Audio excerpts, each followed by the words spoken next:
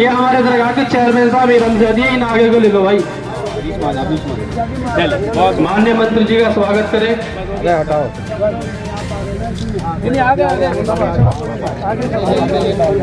एक बात चुनी कि भारतीय जनता पार्टी को हराना है, उससे हमारा फायदा क्या हुआ? कुछ नहीं हुआ। हमें डॉक्टर हबीब साहब आए और वो जहां मुख्तार अब्बास नकवी साहब का स्वागत करें। डॉक्टर हबीब साहब, डॉक्टर हबीब साहब,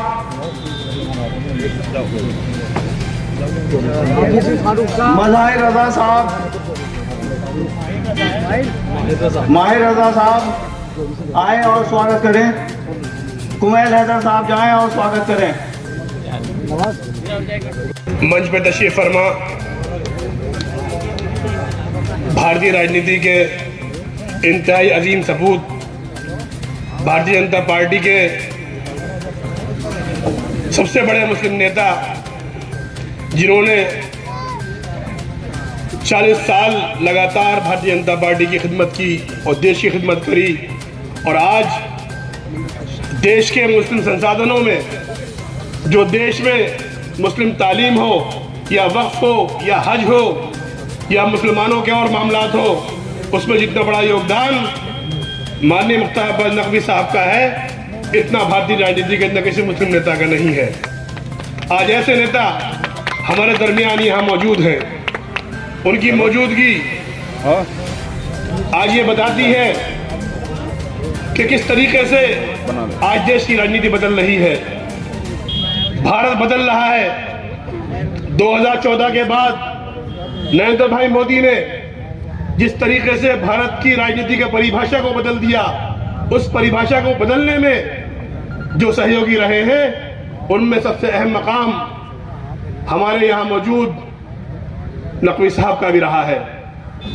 आज हम सब लोग दिल की गहराइयों से उनका इस्तकबाल करते हैं और मुबारकबाद देते हैं, उनको धन्यवाद कहते हैं कि वो आज इस सभा के अंदर यहाँ तशरीफ लाए। इसी के साथ उत्तर प्रदेश के नौजवान नेता, जिन्होंने अपनी कार्यशैली से उत्तर प्रदेश को ही नहीं पूरे भारत को प्रभावित किया है, किस तरीके से एक कार्यकर्ता भारतीय जनता पार्टी के अंदर देश की गलियों में, कूचों में लोगों की समस्याएं सुनकर, लोगों के काम आकर अपना मकाम बनाता है। ऐसे नेता उत्तर प्रदेश भारतीय जनता पार्टी अल्पसंख्यक मोर्चे के अध्यक्ष कुंवर बासित अली यहाँ मौजूद हैं। हम उनको धन्यवाद देते हैं, मुबारकबाद देते हैं।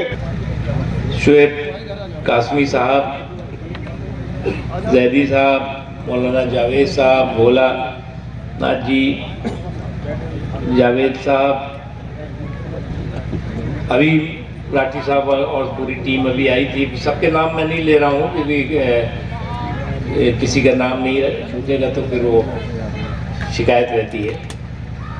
मेरे मित्र और मेरे भाई हैं संदीप बालियान जी, बहुत बार कहते थे कि आपको वहाँ चलना है, वहाँ पे आपको लोगों से मिलना है, बात करना है। एक बार उन्होंने कार्यक्रम रखा भी था, उस समय मैं पार्टी का महामंत्री था, सरकार नहीं थी सेंटर में, तो फिर उस समय होते होते रह गया था।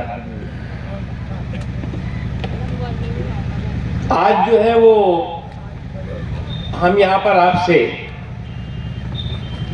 केवल ये कहने नहीं आए हैं कि आप भारतीय जनता पार्टी को वोट दीजिए, भारतीय जनता पार्टी के उम्मीदवार को जिताइए, बल्कि ये कहने आए हैं कि जो जाति और धर्म के वोटों की ठेकेदारी है, उसने आपके विकास की भागीदारी में बहुत बड़े रोड़े का काम किया है। अभी तय रहता है कि साहब इस इलाके का ठेकेदार ये है, इसका इलाके का जागीर, पहले जागीरदारी और जमींदारी होती थी, अब वोटों की ठेकेदारी होती है।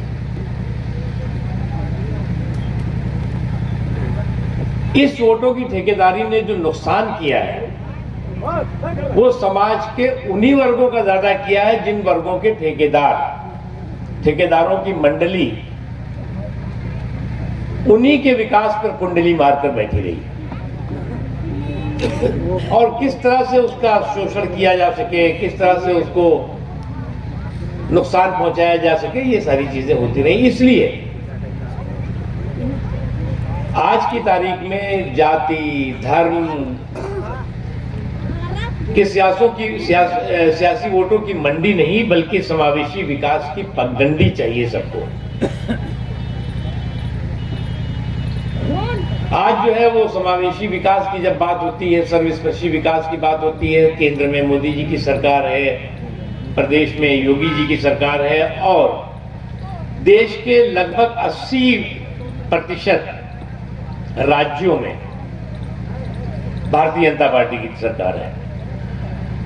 आप एक राज्य से दूसरे राज्य में बिना भाजपा के शासित राज्य के प्रवेश कर ही नहीं सकते।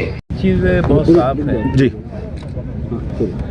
जाति धर्म की वोटों की मंडी ने विकास की पगडंडी का बहुत नुकसान किया है, रोड़े का काम किया है और इसलिए भारतीय जनता पार्टी समावेशी विकास सर्वस्पर्शी सशक्तिकरण के संकल्प के साथ काम करती रही है और करेगी भी।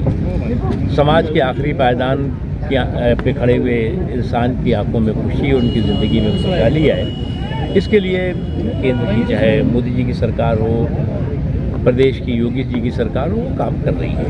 बिना भेदभाव के सभी लोगों को तरक्की का फ़ायदा हो, तरक्की के हिस्सेदार भागीदार बने, पार्टनर बने, इसके लिए काम हो रहा है।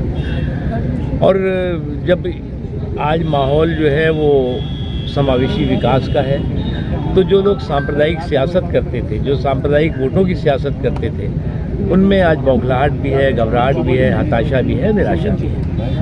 और वो कभी अब्दुल से जो है वो झाड़ू लगवा रहे हैं, तो कभी पोछे लगवा रहे हैं, तो कभी तरी बिछवा रहे हैं। तो आज जो है चाहे अमर हो, चाहे अब्दुल हो, चाहे एंटोनी हो, वो विकास का समान भागीदार बन रहा है और ये उसके विकास की समान भागीदारी ये वोटों की ठेकेदारी के लिए परेशानी खड़ी कर रही है। आज से पहले कभी भाजपा ने मुस्लिम वोटरों को साधने का प्रयास नहीं किया, अब पहली बार ऐसा सम्मेलन भी हो रहा है और मुस्लिम हमारे वोट विकास का मसौदा वोट का सौदा नहीं है, पहली बार। दूसरी चीज़ ये कि साधने का यहाँ प्रश्न नहीं है। हम एक राजनीतिक दल हैं और राजनीतिक दल के नाते समाज के सभी वर्गों को हम साथ लेकर चलने पे यकीन करते हैं और जाति धर्म क्षेत्र की जो बाधाएं और सीमाएं हैं जिन्होंने कि समाज के कई वर्गों को नुकसान पहुंचाया है और जो लोग जो है वो वोटों के ठेकेदारों की जो ये मंडली